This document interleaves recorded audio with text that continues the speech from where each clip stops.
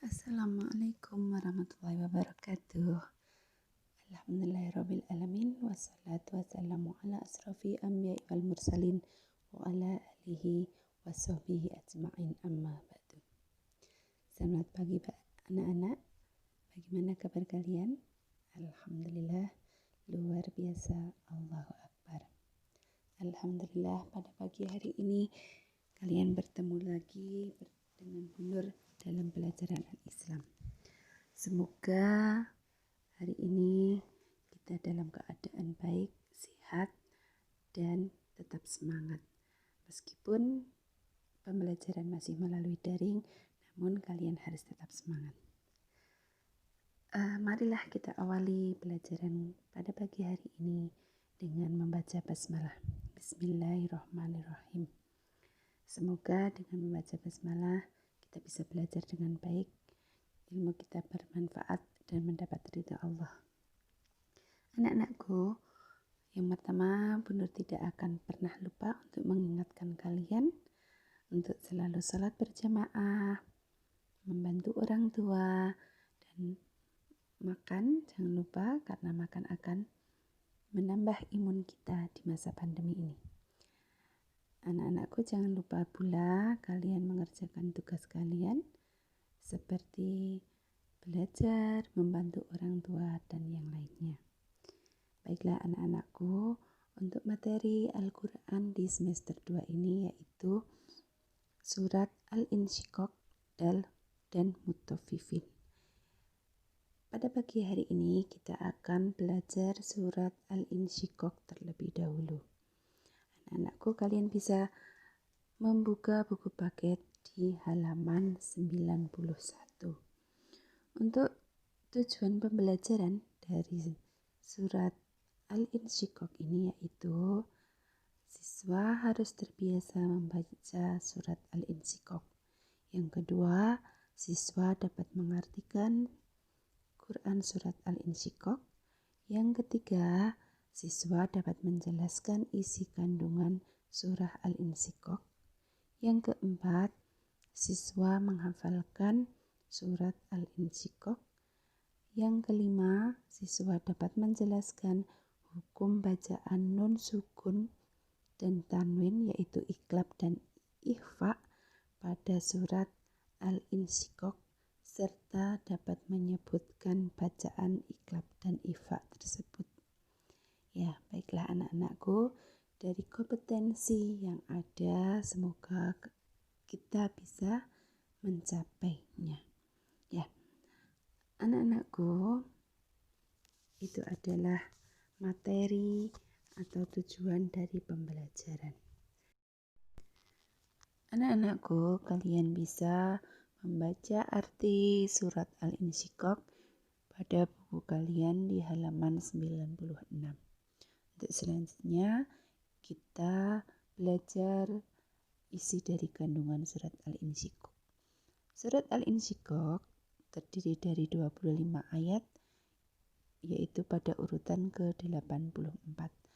Surat Al-Insyiqaq sendiri termasuk golongan surat Makkiyah atau yang diturunkan di Mekah sebelum Nabi hijrah ke Madinah. Al-Insyiqaq diambil dari ayat pertama dari surat Al-Insyiqaq. Al-Insyiqaq sendiri artinya adalah terbelah. Pada ayat pertama surat Al-Insyiqaq disebutkan bahwa langit akan terbelah. Langit adalah makhluk Allah yang terbesar, terluas sehingga kita tidak tahu di mana letak langit tersebut. Karena pandangan mata kita juga hanya terbatas. Seorang astronot yang keluar dari bumi, mereka pun tidak dapat melihat langit.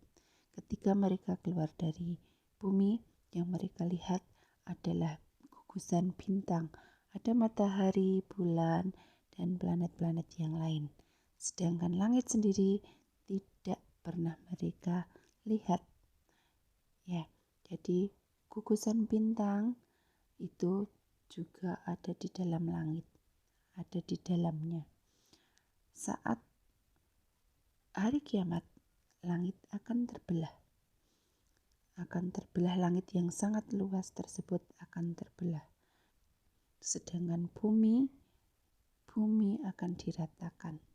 Bumi yang di dalamnya berisi kandungan ada bahan tambang, timah, dan lain sebagainya. Kemudian ada lahar api, yang di dalamnya juga ada sungai. Di dalam bumi itu semuanya akan diratakan. Jadi surat Al-Insyikok ini menyebutkan bagaimana keadaan bumi, keadaan dunia di hari kiamat. Ya, di situ disebutkan, benar ulangi, langit akan terbelah dan bumi diratakan. Sedangkan bumi yang bulat ini akan diratakan menjadi bentuk yang lain. Sehingga manusia akan hancur semuanya. Dalam suatu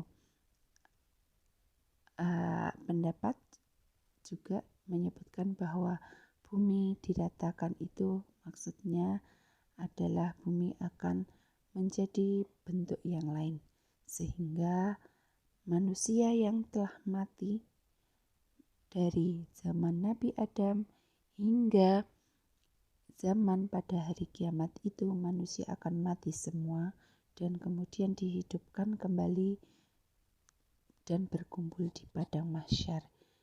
Ya, itu adalah suatu pendapat bahwa padang mahsyar itu adalah bentuk dari bumi yang baru, di mana tidak ada satu helai pun yang menghalangi manusia. Semuanya sama, tidak ada perbedaan, semuanya rata seperti kulit, ya, tidak ada naik turun, tidak ada gelombang dan lain sebagainya. Setelah manusia meninggal, kemudian Allah menghidupkan kembali dan berkumpul di padang mahsyar itu. Kemudian Allah akan menghisab manusia. Amalan yang baik dan amalan buruk mereka akan diterima, akan dilihat pada hari itu. Pada hari itu manusia akan menerima catatan amal semuanya, sehingga tergolong menjadi dua manusia itu, manusia yang akan mendapat amalan baik dia akan menerima dengan tangan kanannya, sedangkan amal yang buruk akan menerima catatan amal mereka dengan tangan kirinya, sehingga manusia saat itu tergolong menjadi dua, yaitu manusia yang beriman dan manusia yang ingkar.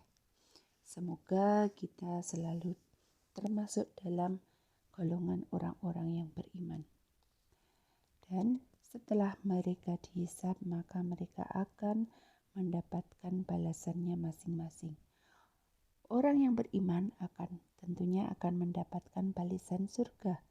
Sedangkan orang yang ingkar, karena mereka telah melakukan amal buruk mereka selama di dunia, maka mereka pun akan mendapatkan balasan berupa neraka. Itu adalah surat Al-Insyikok yang merupakan surat sajadah, ya anak-anak, di mana surat sajadah itu ketika pada ayat ke-21 itu merupakan ayat sajadah. Ketika kita mendengar ayat ini, maka kita disunahkan untuk bersujud, membaca sujud tilawah. Namanya sujud tilawah. Sajada wajhi lilladzi khalaqahu wa sawwarahu wa syaqqa sam'ahu wa basarahu tabarakallahu ahsanul khaliqin. Ya, itu adalah bacaan dari sujud tilawah. Ya, itulah ya anak-anakku isi dari kandungan surat Al-Insyikok. Kemudian yang selanjutnya kita akan belajar iqlab dan ikhfa. Bacaan iqlab dan ikhfa di dalam surat Al-Insyikok nanti kalian bisa mencarinya. Namun Bu Nur berikan keterangan ya bahwa bacaan iklab yaitu bacaan jika ada nun sukun atau tanwir bertemu dengan ba. Iklab sendiri artinya adalah mengganti. Ya, jadi bacaan iklab itu mengganti nun sukun dengan huruf yang lain. Iklab, contohnya bacaan iklab yaitu min ba'di. Tulisannya adalah min ba'di. Namun membacanya yaitu mim ba'di. Nun sukun di situ disamarkan atau diganti dengan mim sukun. Jadi membacanya adalah mim ba'di. Seperti itu. Kemudian ikhfa. Ikhfa itu apa? Ikhfa itu artinya samar atau menyembunyikan. Jadi bacaan ikhfa adalah jika ada nun sukun atau tanwin bertemu dengan 15 huruf ikhfa itu.